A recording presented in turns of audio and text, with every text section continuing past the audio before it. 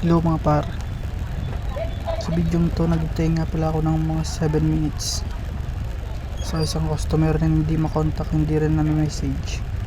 Dito binuksan ko na yung isang application ko sa MC Taxi at bala ko nang i-cancel yung booking na hindi sumasagot sa tawag at message.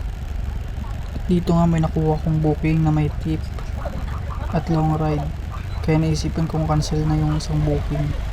At nang may biglang may lumapit na nag-book at umalis na din ako para hindi masira yung biyahe dito mga par. Hindi ko na kinausap yung customer, agad-agad akong umalis.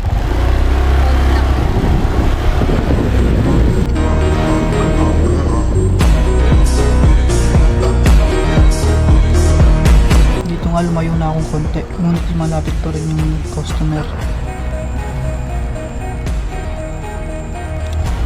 Dito nga pupunta na ako sa kabila, ngunit sumusunod pa rin sila. Ito pala yung mas okay na customer ko. Much better na pala itong nakuha ko na customer. Pag pick up ko, nandun agad siya sa pick up location. May tip pa. Ngayon ko lang nga pala ito ginawa.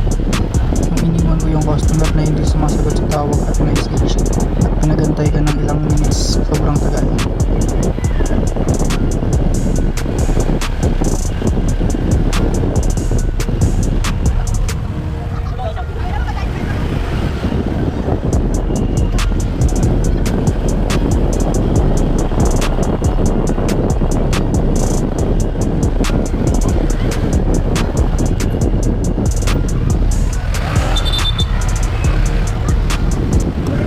Napakwenta ako sa customer nung yung unang booking ko na pinagantay ko ng ilang minutes at hindi na sagot sa tawag at message.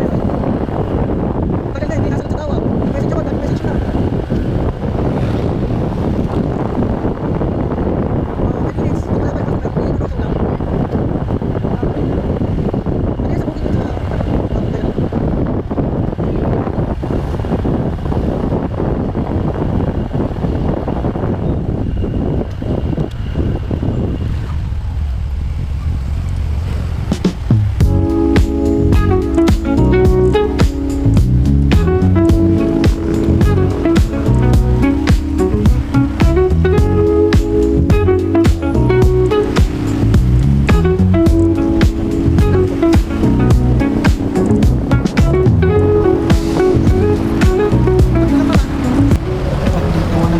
Customer kung sa place ba ang wrap up niya.